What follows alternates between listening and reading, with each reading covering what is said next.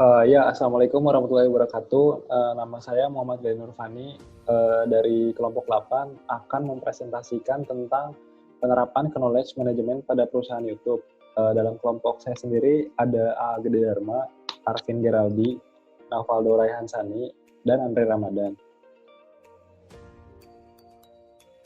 Dalam makalah yang kami susun ini terdapat pendahuluan, pembahasan, analisa, serta daftar pustaka. Yang pertama ada company profile. YouTube ini adalah sebuah perusahaan situs web berbagi video yang dibuat oleh 3 mantan karyawan PayPal pada Februari tahun 2005, yaitu Chad Harley, Steve Chin, dan Jawed Karim. Situs web ini itu berfungsi untuk mengunggah, menonton, dan berbagi video. Perusahaan ini itu berkantor di San Bruno, California. YouTube mendapatkan pendanaan awal dari 2 investor, yaitu perusahaan bernama Sequoia Capital sebesar 11,5 juta dolar pada November tahun 2005 dan perusahaan Artis Capital Management sebesar 8 juta pada April tahun 2006.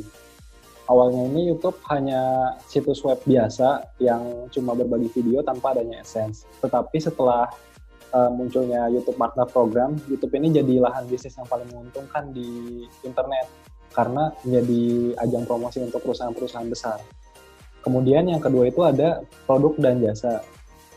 Dalam hal ini, segala sesuatu yang ditawarkan ke pasar itu buat memuaskan keinginan atau kebutuhan pelanggan. Produk-produk yang ditawarkan itu berupa barang dan jasa. Dalam hal ini tuh jasa yang ditawarkan sama YouTube itu layanan fitur yang memungkinkan semua pengguna YouTube dapat mengunggah video dengan batas durasi masing-masing 15 menit. Pengguna yang memiliki rekam jejak baik atau mengikuti panduan YouTube itu tuh bakal dapat keuntungan bisa ngupload video berdurasi 12 jam. Tetapi akunnya itu perlu diverifikasi terlebih dahulu, biasanya melalui telepon genggam. Sementara barang yang ditawarkan itu berupa video yang diupload oleh content creator. Layanan fitur lainnya itu ada YouTube Premium. Dalam YouTube Premium ini pengguna mendapatkan akses spesial yaitu tanpa adanya iklan serta bisa melihat konten-konten eksklusif dari para YouTuber. Yang kedua itu terdapat fitur pencarian. Hal ini itu untuk memudahkan kita ini mau nyari apa sih di YouTube ini, entah video animasi, musik, podcast, atau yang lainnya. Kemudian yang ketiga itu kita bisa dapat nonton video terbaru sama terpopuler gitu buat nambahin pengetahuan dari penonton. Next nih. Berikutnya ada teori DIKW. Dalam hal ini itu ada data, informasi, knowledge, sama wisdom. Yang pertama itu teori data. Teori data ini dianggap sebagai simbol atau tanda yang mewakili rangsangan atau sinyal yang tidak ada gunanya hingga dalam bentuk yang bisa dipergunakan. Zins ini menyebutkan data yang subjektif di mana data universal digambarkan sebagai produk pengamatan, sedangkan data subjektif sebagai pengamatan. Definisi data ini sebagai fakta yang diajukan oleh Rowley. Data adalah discrete, fakta, objektif, atau pengamatan yang tidak terorganisir dan bentuk diproses sehingga tidak memiliki arti atau nilai karena belum diinterpretasikan dalam suatu konteks. Itu. Yang kedua ini ada teori informasi. Dalam konteks DIKW ini, informasi dibedakan dari data karena berguna dalam menjawab pertanyaan interrogatif seperti who, what, where, how, many, sama when. Informasi ini didefinisikan sebagai data yang mengandung makna dan tujuan. Rowley menjelaskan informasi sebagai data yang terstruktur, diproses sedemikian rupa sehingga informasinya memiliki relevansi untuk tujuan atau konteks tertentu karena bermakna, berharga, berguna, dan relevan. Selanjutnya ada teori knowledge. Dalam teori ini, knowledge merupakan suatu keyakinan sejati yang dibenarkan. Berbeda dengan data dan informasi, knowledge berada pada level tertinggi dari hierarki, dengan informasi yang ada pada level tengah piramid, dan data pada level paling bawah piramid. Hal ini menunjukkan bahwa knowledge merupakan teori yang tertinggi dan paling berharga dibanding level yang lainnya. Thank you. Yang terakhir ini ada wisdom. Wisdom ini adalah suatu pemahaman yang mendalam dan kesadaran tentang orang, hal-hal, peristiwa, dan situasi yang menghasilkan kemampuan untuk memilih atau bertindak untuk menginspirasi secara konsisten yang menghasilkan sesuatu yang optimal dengan meminimalkan waktu, energi, atau pikiran. Ini tuh gambar piramid dari teori DIKW.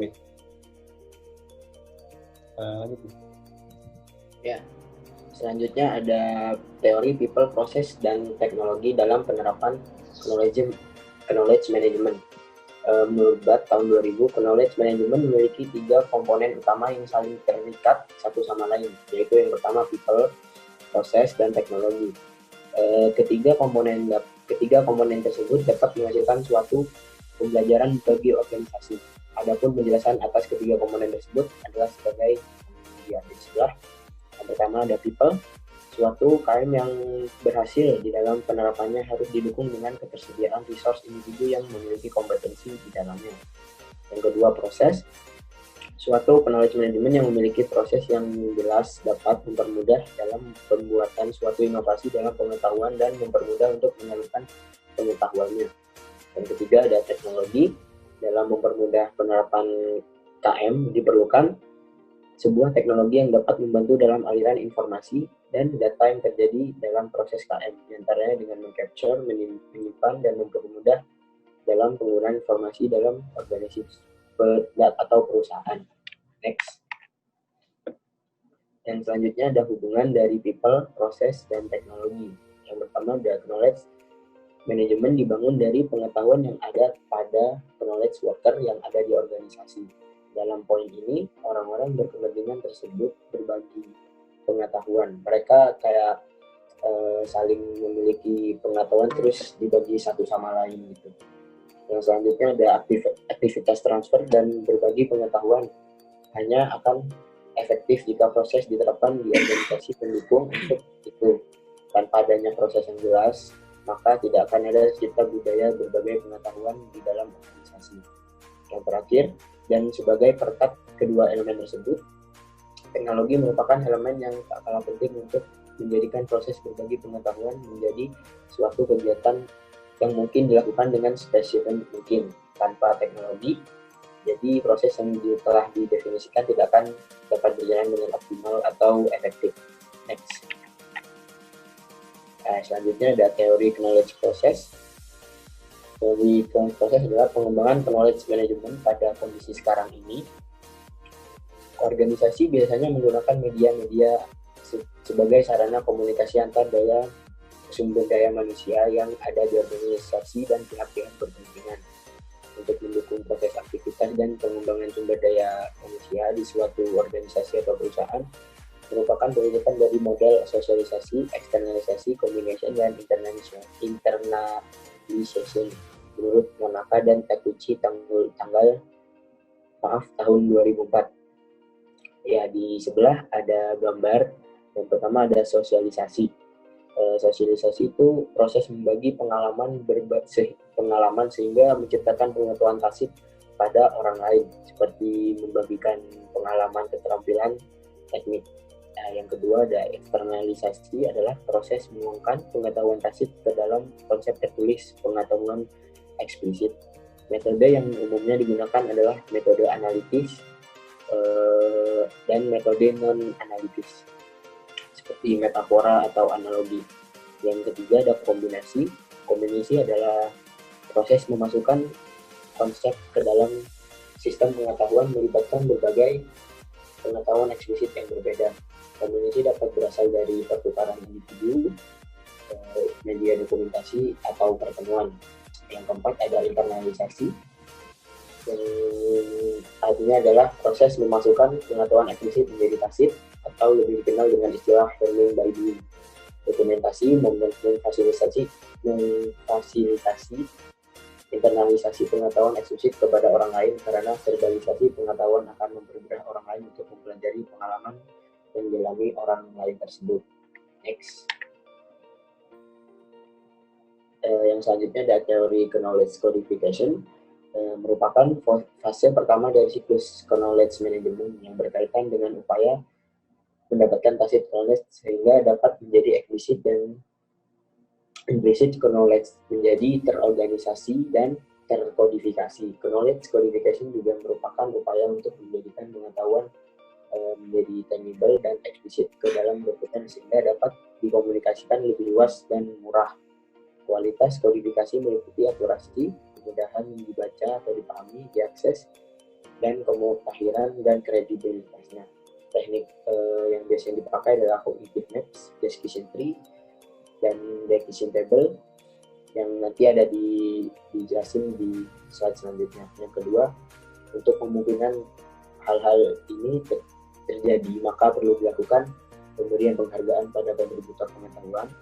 Ingat untuk melupakan, yaitu mengingat kegagalan sehingga tidak perlu dilakukan kembali atau belajar dari kesalahan. Yang ketiga, jangan menghilangkan pengetahuan saat transfer. Ingat yang keempat, ingat paradoks nilai knowledge, yaitu semakin pasif semakin berharga, sehingga perlu untuk kembali pengetahuan pasif. Yang kelima, ada manfaat yang dapat kita ambil perubahan. Ya, mungkin saya menjelaskan hanya 5 saja. Itu yang sisanya bisa dibaca di makalah atau di portal ini. Terima kasih. Selanjutnya.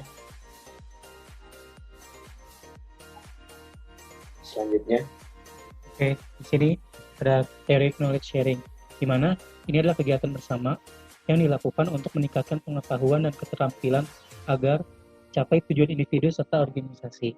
Berbagai pengetahuan merupakan interaksi sosial yang melibatkan pengetahuan, pengalaman, keterampilan antar karyawan untuk meningkatkan kompetisi yang dimiliki menurut Parno dan Susanti.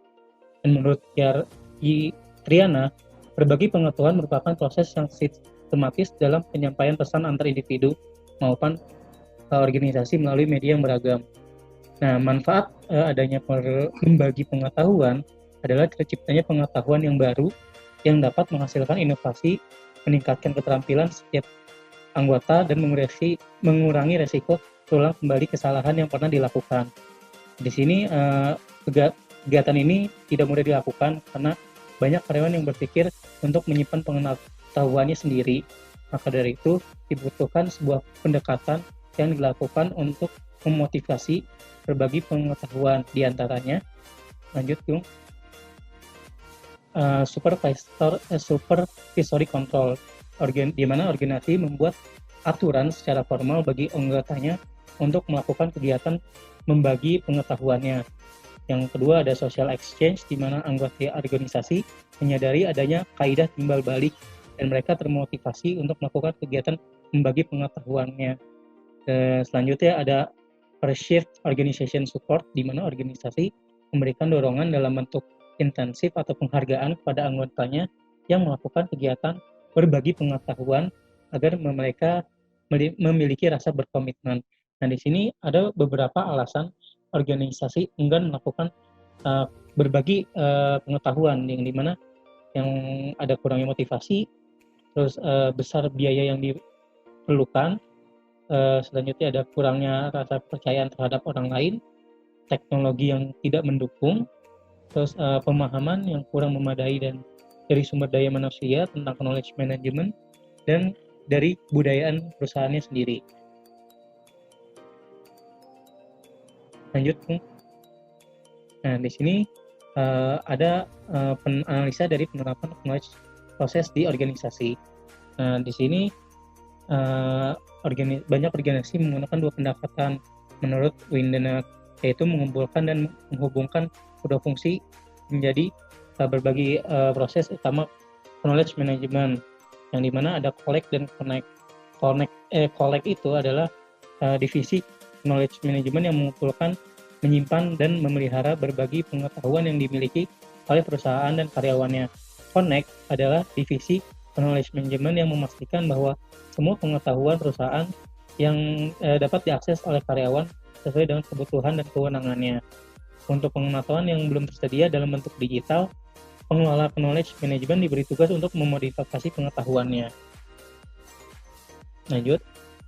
Nah, di sini penerapan proses pada perusahaan YouTube. Yang pertama ada tie-sit atau face-to-face, yang dimana kita saling tatap muka untuk membagikan pengetahuannya. Nah, di sini YouTube memiliki kegiatan. Yang pertama adanya mengadakan rapat project dalam pengembangan fitur dan aplikasi YouTube untuk meningkatkan teknologi yang digunakan supaya tetap bisa bersaing dengan platform lainnya. Yang kedua ada YouTube Creator Community, yaitu event tahunan yang dibuat oleh YouTube untuk membagikan pengalaman serta menjalin silaturahmi antar konten kreator dan karyawan perusahaan perusahaan YouTube.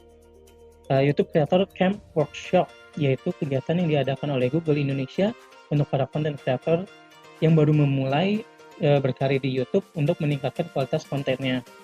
Yang selanjutnya ada pelatihan tentang teknologi untuk meningkatkan kemampuan dan skill para karyawan supaya bisa diterapkan untuk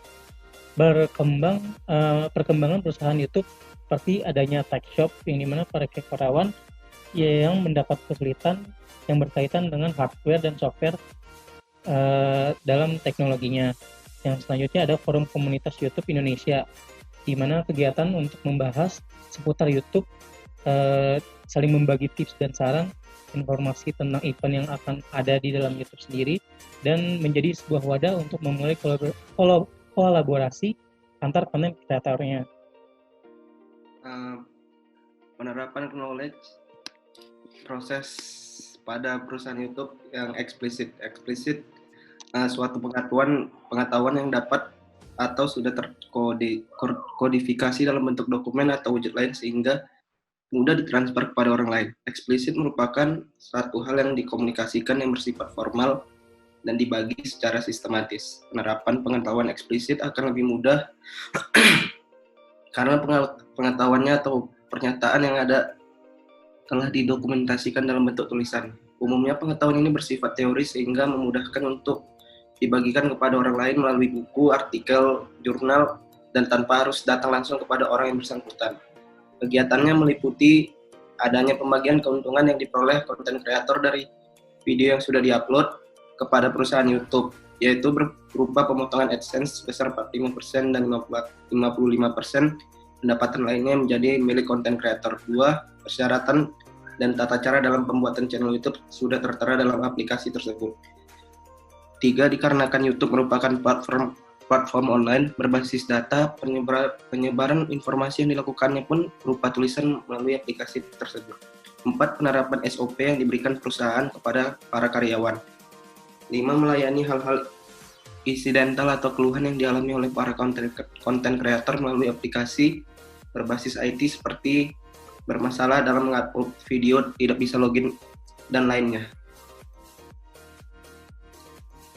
Analisa gap yang terjadi pada perusahaan YouTube. Adapun gap yang terjadi di perusahaan YouTube baik dalam manajerial perusahaan, gap antara sesama konten kreator maupun gap yang terjadi dalam teknologi informasi yang digunakan. Kurangnya edukasi terhadap konten kreator tentang pelanggaran apa saja yang diberlakukan oleh perusahaan, sehingga pihak YouTube mengambil tindakan take down terhadap video yang diupload oleh konten kreator. Contohnya seperti video prank sampah yang dilakukan oleh Ferdian Paleka. 2. Terjadi kesenjangan antara konten kreator dalam melakukan kolaborasi akibat jumlah subscriber. Adanya politik dalam perusahaan, terjadi persaingan antar manajer dalam mendapatkan jabatan yang lebih tinggi. Tingkat keamanan yang kurang dari perusahaan, sehingga menimbulkan takedown kepada video yang sebetulnya aman tetapi menyinggung pihak tertentu, seperti video tentang politik atau hal-hal yang menyinggung pemerintahan. Masih adanya konten kreator yang tidak bertanggung jawab dalam perbuatan konten seperti terjadi copyright, pemberian konten yang tidak layak untuk anak-anak, dan lain-lain. Adanya perubahan kebijakan yang diterapkan oleh YouTube mengedepankan konten berkualitas akan menjadi rekomendasi di beranda penonton. Lanjut.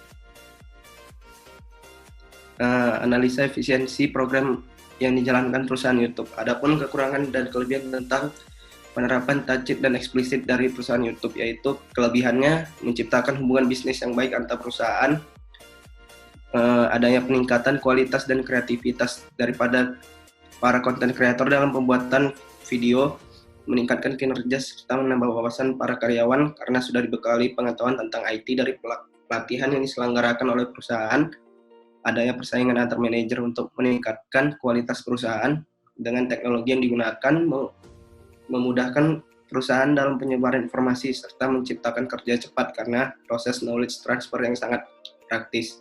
Kekurangannya masih adanya pengetahuan yang minim terkait teknologi, terdapat adanya diskriminasi antar konten kreator dalam hal kolaborasi terkait jumlah subscriber, kebebasan berkreasi dalam pembuatan video membuat beberapa konten kreator kurang bertanggung jawab terhadap video yang dibagikan, terdapat GAP dalam perusahaan YouTube.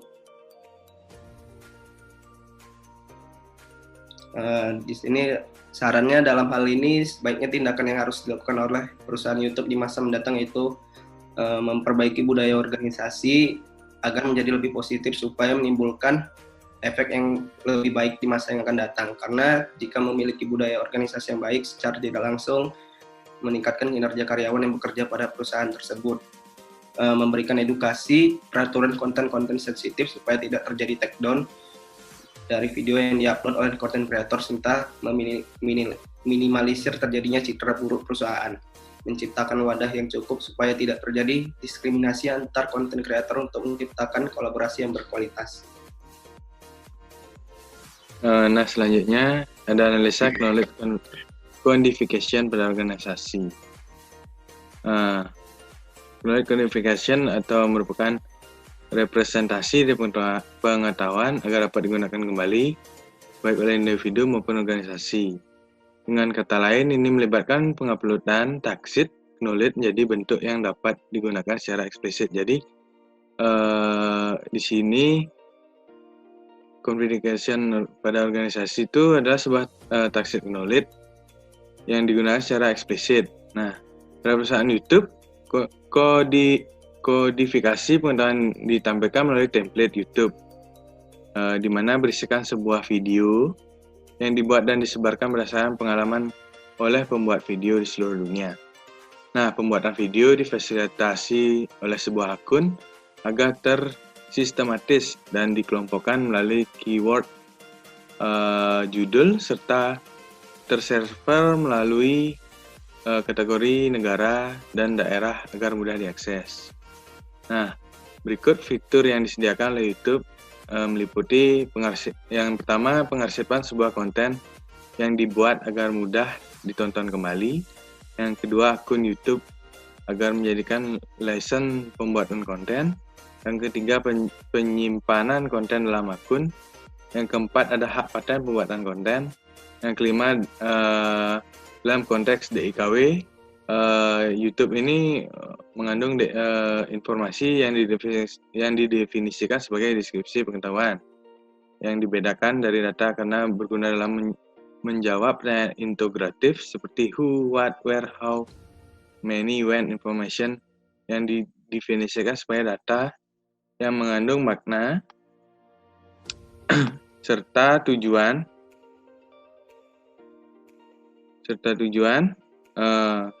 Rowley menjelaskan informasi sebagai data yang distrukturkan diproses sedemikian rupa sehingga informasi memiliki relevansi untuk tujuan atau konteks tertentu karena bermakna dan berguna serta relevan.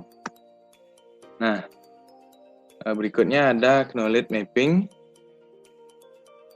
Menurut Chen dalam Ristiono tahun 2008 di halaman 21 bahwa peta ilmu pengetahuan menggambarkan suatu hubungan ruang antara batas penelitian dalam bidang kegiatan yang signifikan, juga di mana bidang penelitian ini didistribusikan serta dapat memberikan makna dari hubungan tersebut.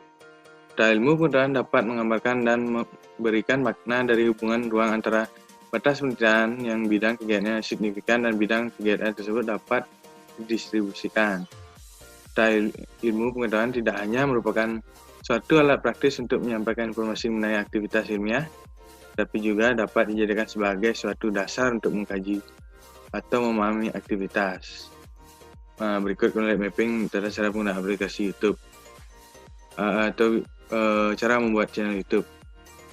Yang pertama itu adalah pahami tujuan channel. Yang kedua, tambahkan channel art. Yang ketiga, memberikan nama dan jelaskan tentang channel tersebut. Yang keempat, mengembangkan konten. Berikut ada decision tree. Adalah sebuah diagram aliran yang berbentuk seperti struktur pohon yang mana setiap internal node menyatakan pengujian tersebut suatu atribut, setiap cabang menyatakan output dan pengujian tersebut, dan leaf node menyatakan kelas-kelas atau distribusi distribusi kelas. Discussion tree pada AdSense yang diberikan oleh YouTube bisa dilihat nih. gambar yang sudah ditempelkan. Yang pertama ada forecast, yang kedua dikenal, yang meliputi yang menonton, bisa sangat populer, mendapatkan banyak adsense. Lanjut, decision table atau tabel keputusan. Ada tabel yang digunakan sebagai alat bantu untuk menyelesaikan logika dalam program. Algoritma yang berisikan keputusan bertingkat yang banyak sekali sangat sulit untuk digambarkan langsung dengan struktur English atau pursuit code dan dapat dibuat lebih dahulu dengan menggunakan tabel keputusan. Dengan demikian, tabel keputusan efektif digunakan bila mana kondisi yang akan dilaksanakan di dalam program jumlah cukup banyak atau rumit. Nah, decision table ini bisa digunakan ketika situasi pemetaannya sangat rumit. Yang itu di mana ada konsep decision tree itu sama-sama menggunakan konsep dasar atau if else atau switch case. Bedanya hanya bagian representasi di mana decision table itu menggunakan table. Nah, berikut decision tree pada YouTube. Yang satu menentukan kondisi yang akan diseleksi, yang kedua menentukan jumlah kemungkinan kejadian yang akan terjadi, dan menentukan tindakan yang akan dilakukan, yang keempat condition entry. Ini condition entry yang sudah diisi. Bisa dilihat 1, 2, 3, dan 4. Ini daftar pustaka yang kami cari dari Suparto dan Dardiarto dan kawan-kawan, ya bisa dilihat sendiri ya. Oke, terima kasih. Mungkin itulah presentasi dari kami, kelompok kami. Jika ada kekurangan atau kesalahan, mohon dimaafkan. Kami tutup dengan Assalamualaikum warahmatullahi wabarakatuh. Om Santi Santi Om, salam nama budaya. Waalaikumsalam.